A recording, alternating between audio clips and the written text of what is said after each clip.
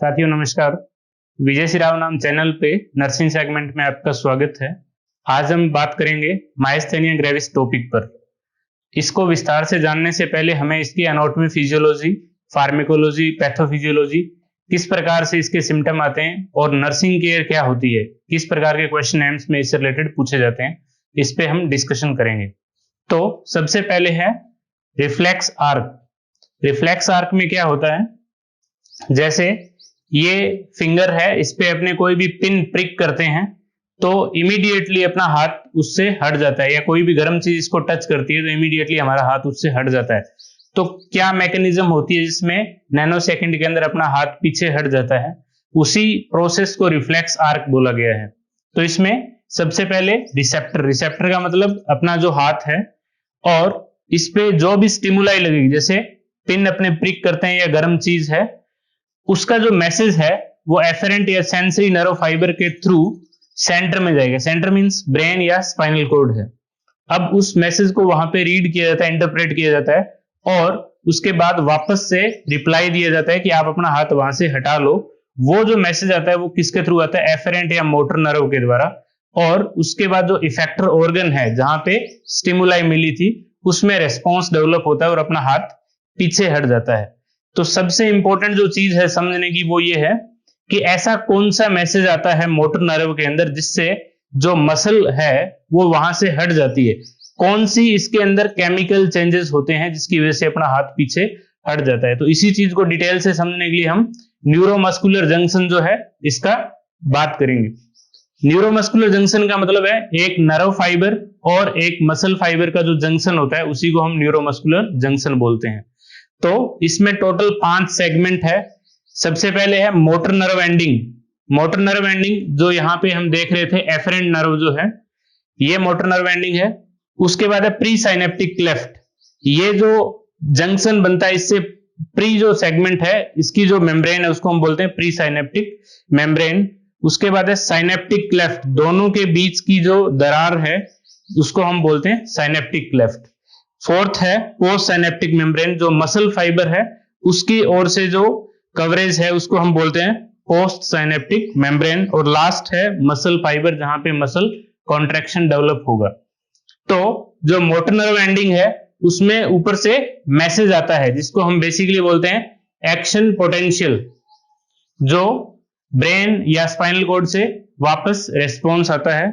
जैसे ही ये message deliver होता है इसके अंदर, इमीडिएटली जो प्री साइनेप्टिक मेम्ब्रेन है इसके ऊपर जो कैल्शियम चैनल होते हैं, इसको बोलते हैं वोल्टेज गेटेड कैल्शियम चैनल, वो चैनल खुल जाते हैं। और जो बाहर एक्स्ट्रा सेलुलर फ्लूइड होता है उससे कैल्शियम इसके अंदर एंटर करता है। जैसे ही इसके अंदर एंट्री होती है, इसमें ऑलरेडी क्या होता है, एसिटाइल कोलिन फिल्ड वेसिकल, छोटे छोटे पाउच होते हैं जिसके अंदर एसिटाइल कोलिन फिल्ड होता है। तो जरूरत से ज्यादा कैल्शियम जब इसमें भर जाता है तो इसके अंदर ये जो वेसिकल है वो रप्चर हो जाते हैं, और इनसे एसिटाइल कोलिन रिलीज होकर कहां पे आता है, साइनेप्टिक क्लेफ्ट के अंदर।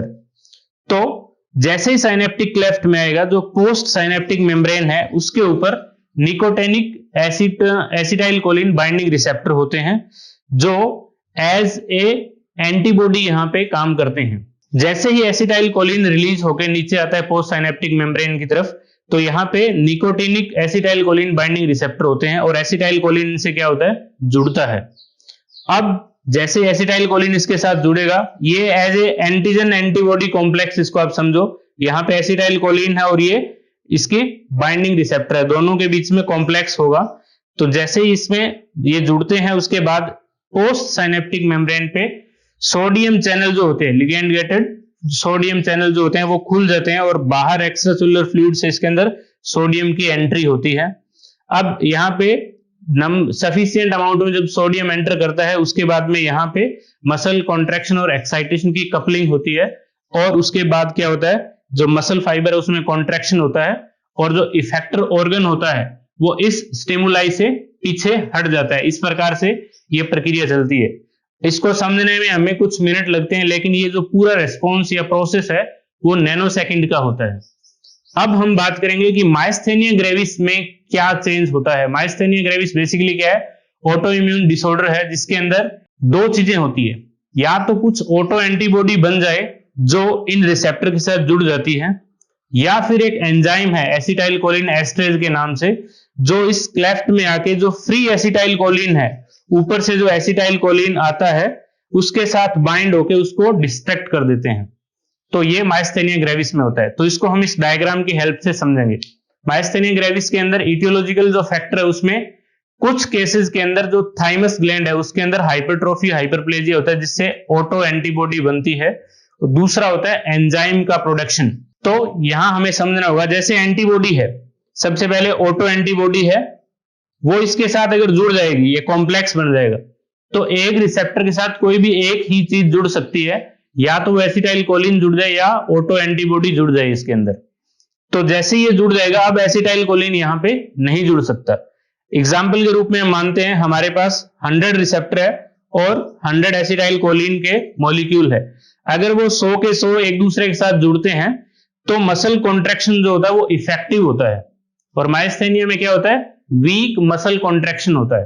तो अगर इन 100 में से 50 जो रिसेप्टर है उनके ऊपर ऑटो एंटीबॉडी जुड़ जाए तो आधे ही एसिटाइल कोलिन आएंगे, जिससे जो मसल कॉन्ट्रैक्शन होगा वो कैसा होगा, वीक मसल कॉन्ट्रैक्शन, जो किसमें हम देखते हैं, माइस्थेनिया ग्रेविस में।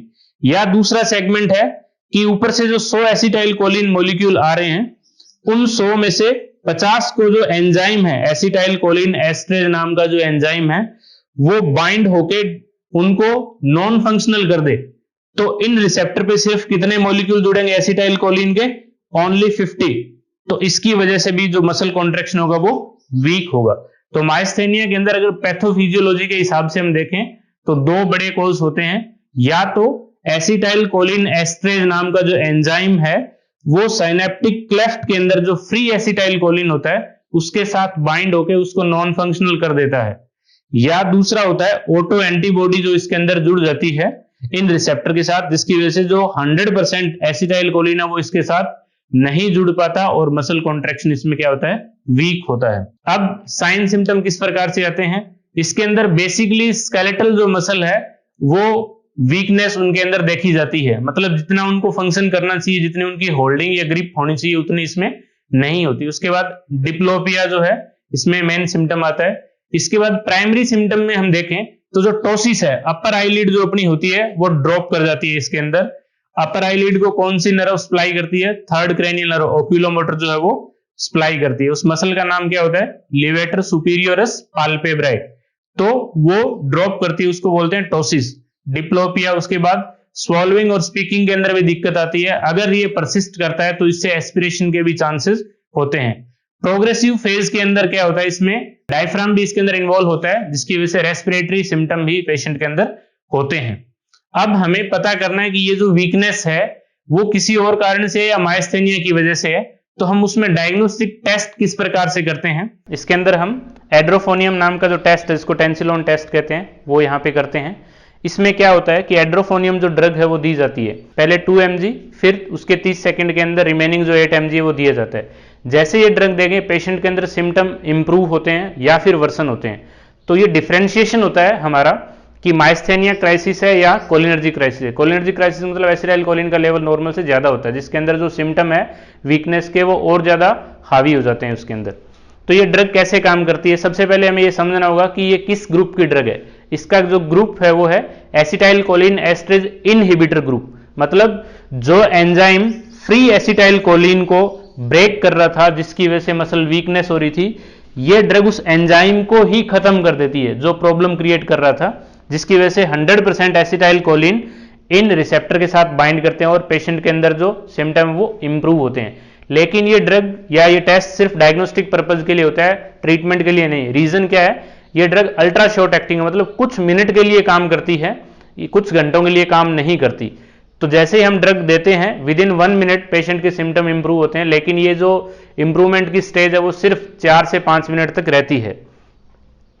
अब जैसे ये टेस्ट हम परफॉर्म करेंगे उससे पहले हमें ये चीज एश्योर करनी है कि बेड साइड एट्रोपिन होना चाहिए। सिम्टम इंप्रूव करके इसका मतलब माइस्थेनिया क्राइसिस थी, अगर वर्सन हो गया इसका मतलब उसको क्या है, कोलिनर्जिक क्राइसिस। उस कंडीशन में एट्रोपिन इंजेक्शन उसको देना होता है। उसके बाद है जो डायग्नोस्टिक पर्पज के अंदर और क्या कर सकते हैं, जैसे सीटी एमआरआई के अंदर हमें पता चलता है कि थाइमस हाइपरप्लेजिया है तो सर्जिकली उसका रिमूवल किया जाता है। मैनेजमेंट के अंदर इसी जो ग्रुप है इसी की ड्रग दी जाती है जो मीडियम एक्टिंग होती है, जो 4 से 6 घंटे तक काम करती है। तो एसिटाइलकोलिन एस्ट्रेज इनहिबिटर जो ग्रुप है उसकी अदर जो ड्रग है नियोस्टिग्मिन, फिजोस्टिग्मिन या पाइरिडोस्टिग्मिन जो ड्रग है वो दी जाती है। ये 6 घंटे तक काम करती है ड्रग, और उससे हमें जो शेड्यूल होता है टैबलेट लेने का वो 6-12 का शेड्यूल। इसमें एक्टिविटी इस टाइप से प्लान की जाती है कि जो पेशेंट के वर्क एक्टिविटी है उसका जो स्लीप पैटर्न है वो सारा का सारा इसमें मैनेज किया जा सकता है। सबसे इंपॉर्टेंट जो नर्सिंग रोल है, हम नर्सिंग एक्टिविटी नर्सिंग केयर की बात करें वो ये होती है कोई भी जो ड्रग है उसकी डोज स्किप नहीं होनी चाहिए, नहीं तो इसके अंदर नेक्स्ट डोज आप नहीं ले पाओगे। रीजन क्या है, जो स्वॉलोइंग मसल है उनके अंदर वीकनेस हो जाएगी, पेशेंट निगल नहीं पाएगा उस चीज को। फिर नर्सिंग एक्टिविटी में और क्या है, उसकी एक्टिविटी इस प्रकार से प्लान करनी चाहिए कि उसका एनर्जी लेवल मेंटेन रहे। जब भी उसको एक्सरसाइज करनी है या कोई भी वर्कआउट पे जाना है या उसका जो नॉर्मल वर्क है चाहे वो सिटिंग जॉब हो, उसके अंदर हमें इस प्रकार से डाइट पैटर्न को प्लान करना है कि उसका एनर्जी लेवल कभी भी डाउन ना हो। तो इंपॉर्टेंट 2 चीजों पे हम फोकस करते हैं, ईटिंग और ड्रग टाइमिंग। इनकी जो हैवी डाइट भी नहीं होनी चाहिए, हैवी डाइट होगी तो उस कंडीशन के अंदर पेशेंट की वीकनेस और ज्यादा हावी होगी।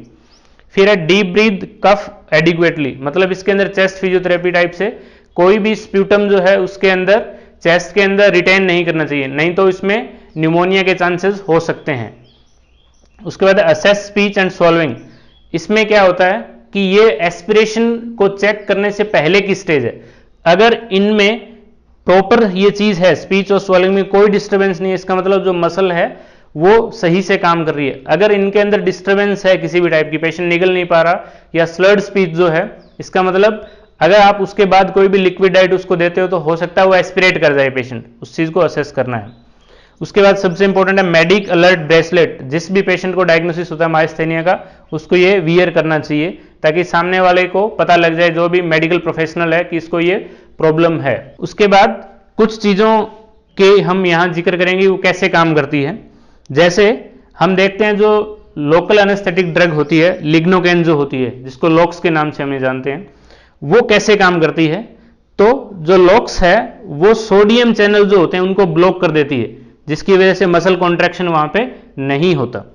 उसके बाद जो कुरेर एजेंट होते हैं जिसमें वैक्यूरोनियम या एक्रोनियम जो ड्रग है वो कैसे काम करती है, वो जो निकोटोनिक बाइंडिंग रिसेप्टर होते हैं उनके ऊपर अटैच हो जाते हैं, जिसकी वजह से आगे वाले मसल में कॉन्ट्रैक्शन नहीं होता। इसलिए इनको हम जनरल एनेस्थेटिक के रूप में या स्केलेटल मसल रिलैक्सेंट के रूप में भी इसको काम में करते हैं। आईसीयू के अंदर कॉमनली ये ड्रग यूज की जाती है। सक्सिनाइल कोलिन जो है उसको हम मॉडिफाइड ईसीटी के अंदर काम में लेते हैं, वो सेम इसी कंसेप्ट पे काम करती है, जो साइनेप्टिक क्लेफ्ट के अंदर रिसेप्टर उनके ऊपर बाइंड होती है। क्योंकि अगर ये ड्रग बाइंड होगी इस रिसेप्टर के ऊपर तो एसिटाइलकोलिन बाइंड नहीं हो पाएगा, जिसके अंदर मसल के अंदर कॉन्ट्रैक्शन नहीं होगा। उसके बाद है क्लोस्ट्रिडियम बोटुलिनम जो टॉक्सिन है, ये टॉक्सिन भी इसी रिसेप्टर पे बाइंड होता है। और फोर्थ और लास्ट वन जो है वो स्नैक विनम, सांप का जो जहर है वो भी इन्हीं रिसेप्टर के ऊपर बाइंड होता है, जिसके अंदर पेशेंट मूवमेंट नहीं कर पाता, स्केलेटल मसल में कंप्लीटली वीकनेस होती है, और ये वीकनेस धीरे धीरे स्वॉल्विंग के अंदर और जो रेस्पिरेटरी मसल है डायफ्रैग्मेटिक मसल जो है उनके अंदर भी परसिस्ट करती है, जिसकी वजह से पेशेंट की डेथ हो जाती है।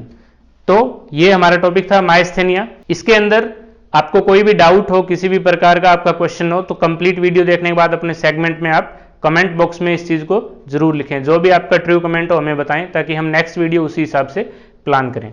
Thank you.